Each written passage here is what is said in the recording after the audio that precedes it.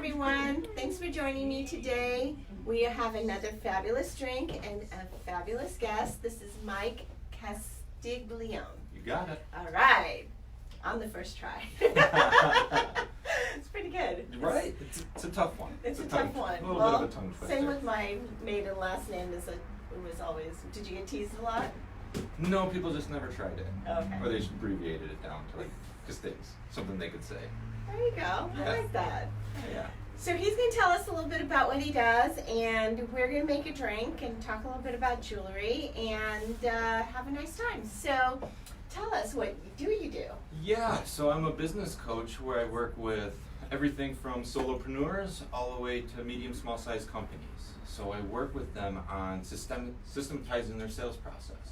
So many times people want to go and sell and rush into things and just be very pushy. And I sit down and we create a process. And really it's all about communication. In 2019, where we have so much technology as we're communicating now, people come aware, people have a lot of education. So what they want to do is they want to meet people that they connect with. Mm-hmm. So what we do is we teach how to ask great questions, how to really understand what the person across from you is looking for, so that you can either solve their problem or pass them on. So that's the goal of our system. So it's not so much your sparkling personality, but I wish it was that.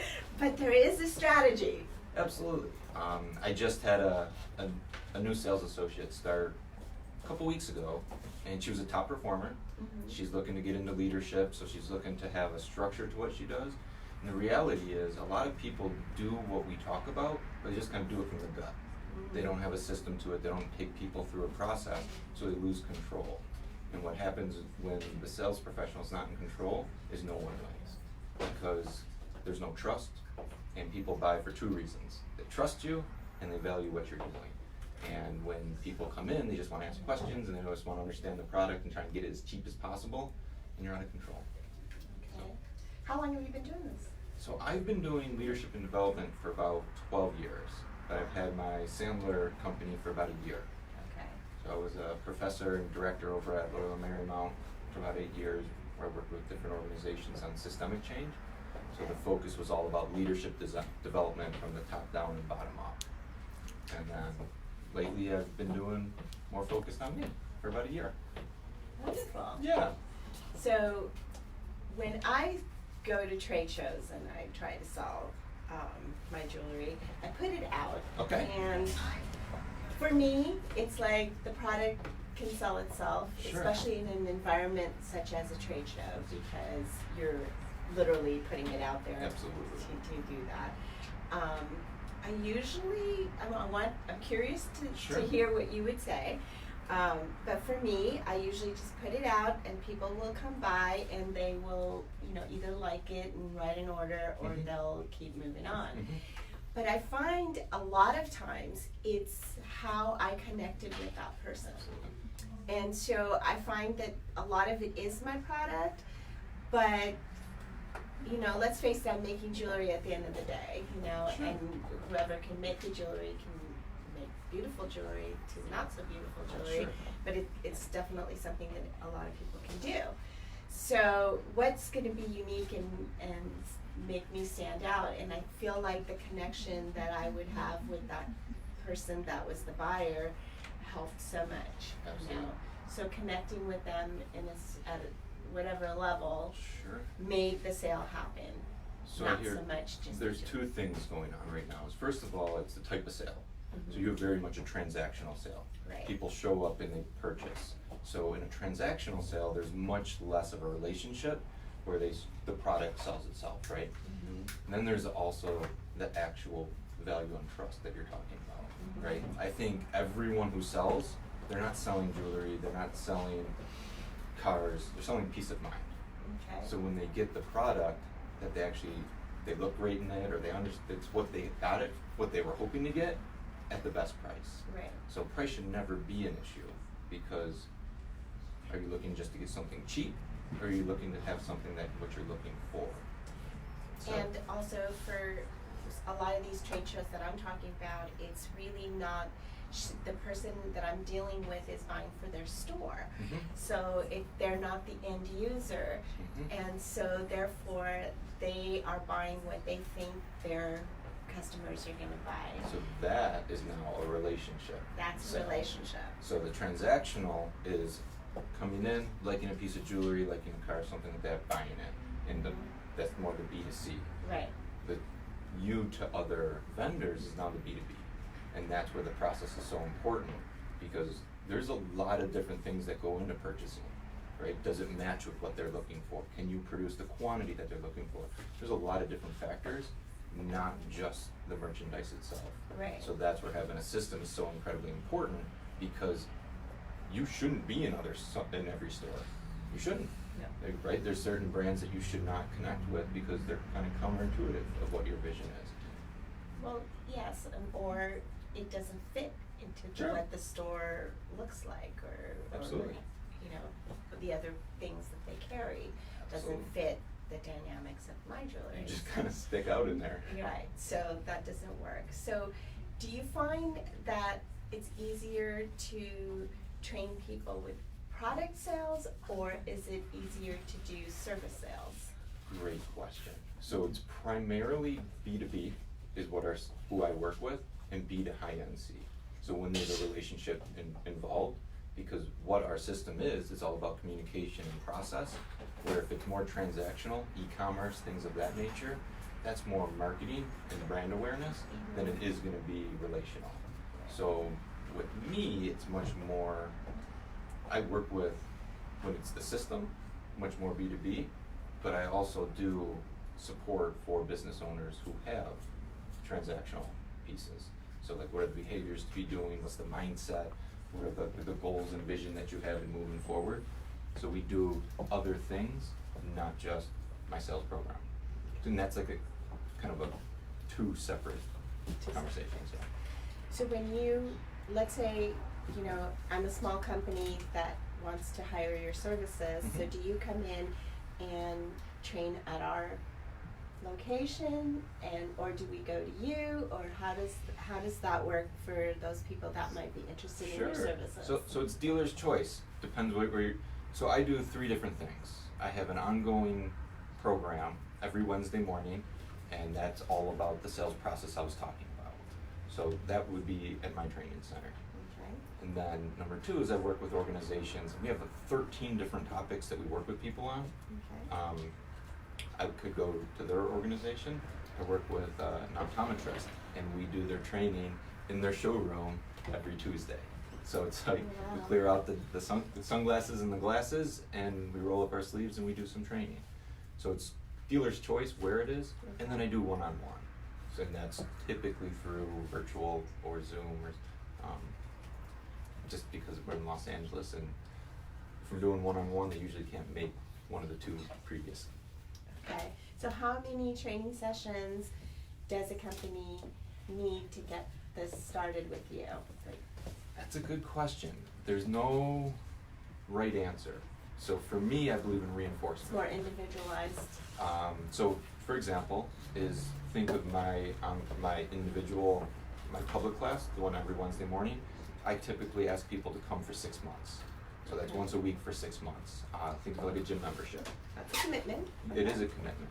But we were talking about it earlier. You don't learn anything overnight. No. Right? If you read the book or a book, it kind of goes away. Right? We've all gone to like professional developments and boot camps, and we forget 70% of it before we even leave, let alone put it into our practice. Right. So the goal is reinforcement. So it's a little bit over a long period of time, and that's where you change behaviors. Someone asked me the other day, like, if I had to summarize what I do in one sentence, what is it? It's behavioral change. So it's changing how you currently do things for more efficient and effective measures. And is there like a brief thing that you can say to the audience about how you change behavior?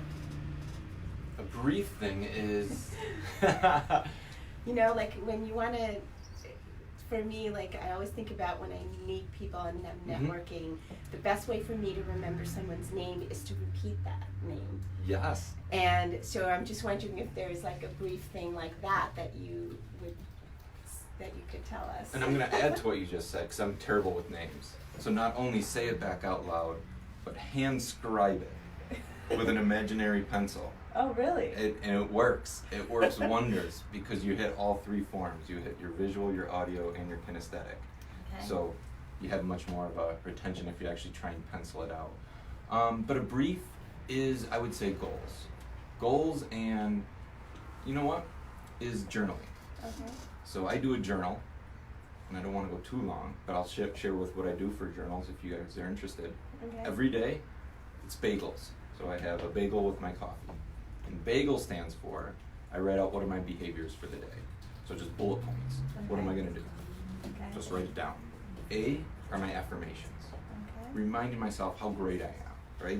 As a business owner, you know you go through great times and then there's some tough times. Absolutely. But always reminding yourself, what are you doing for society? Like, who are you helping? Reminding you how great you are. Okay. That's how you start your day. G is your goal. So what are your behaviors from your goals? So you know if you can accomplish certain things. So, and then evaluate.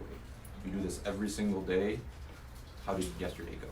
What were some of your Makes key sense. evaluations? L is your lesson. Always take one piece of wisdom away from a proactive point of view. So not yesterday was a terrible day. It was, I should have focused more time on this. And then the last is a success. So what was one successful thing from yesterday? That's very good. Takes me 5 minutes.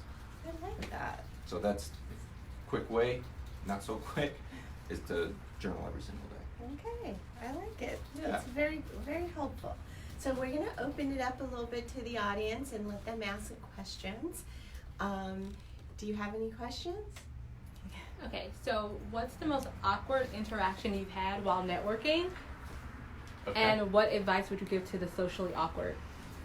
The most awkward, it was actually another person who does sales development, and they came in very gimmicky, and it was here's a card, and then had me like, I was like, I'm not interested, but didn't listen to that and kept going forward and eventually like popped out a CD. It was just this weird interaction. So like in networking, don't try and sell yourself, go out and meet people. So it was super awkward. And in fact, I saw the gentleman again yesterday, and he looked at me and realized I wanted nothing to do with the conversation. But yeah, it's awkward when people try and push their product and you're saying no, you're saying I'm not interested, and it's 5 minutes later. Yeah, and that networking arena is not the place to sell. No, it's the place to meet people, Right. establish relationships. And then your advice to the socially awkward. The advice to socially awkward is you don't have to be. So having a plan when you go into a networking event, knowing everyone's there for business, everyone's there for the same reason. So I know it's not fun, so we do a session on communication in our system. We just did it on Wednesday. And think of it like your tank.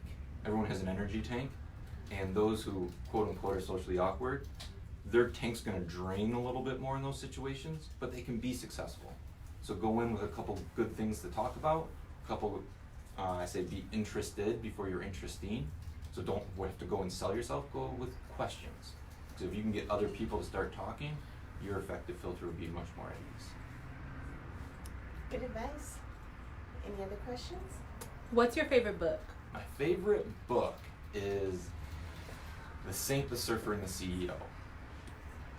It's kind of like an alchemist type book, life journey. It's a nonfiction.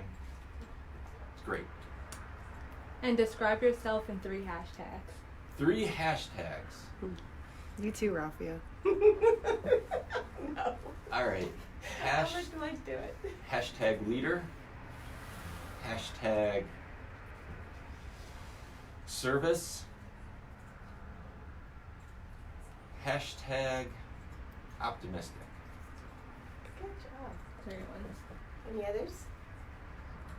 Right now? No one else? Not at this time. How about Okay. hashtag thirsty? We're For getting this to the drink. drink. We're getting to the drink. So today we're going to make this peach passion paradise. And if you have more questions, bring them on for Mike. He seems to like them. Right, Mike? Yeah, hashtag like to answer questions. There you go.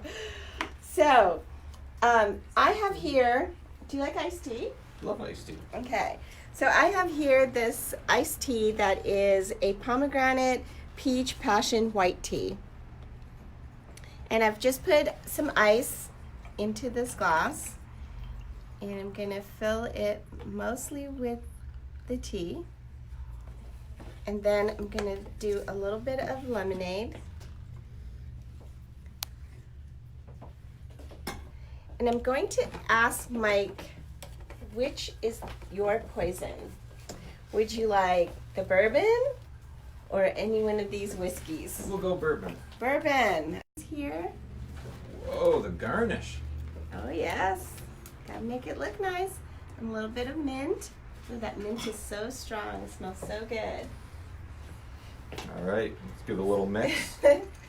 And today I've put out a little bit of jewelry. Couple of purple and gray colors here. The gray is labradorite and moonstone, and the purple is amethyst, of course. This is also labradorite, and some gray moonstones over there as well. So take a look. The great stones, great colors, goes with everything. You can wear the labradorite with just about any color you're wearing. Today we had Rainbow Day today, so I've already posted a picture of all of us dressed in our rainbows. So I didn't get the memo. I've since then taken mine off, but anyway, so if you want to find Mike, the name of his company is called Sandler Training. Sandler Training. Best way to find me would be either LinkedIn at Michael Castiglione or michael.castiglione.sandler.com. Okay, and I've also tagged him on our post here on our live feed, so you can find him that way as well. And is there any more questions before we say goodbye? No more questions. The drink is fantastic. Do you like it? It's not too sweet, and then the bourbon adds a nice kind of contrast to the sweetness for summer. All Fantastic. right. I thought you would A+. like it. I'm glad Love you it. enjoy it.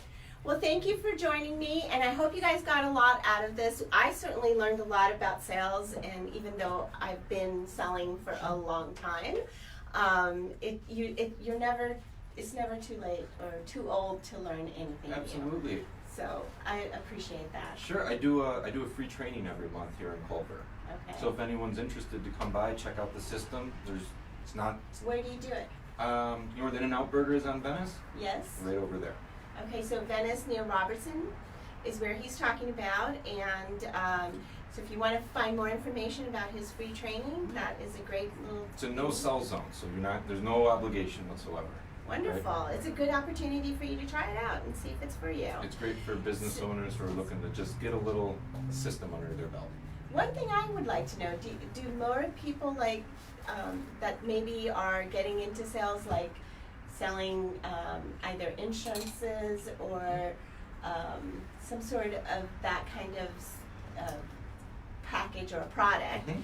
Are those people more apt to come to you? Oh, absolutely. Okay. Again, insurance is incredibly important because think about the trust factor there. Right. This is something no one thinks they need until it happens.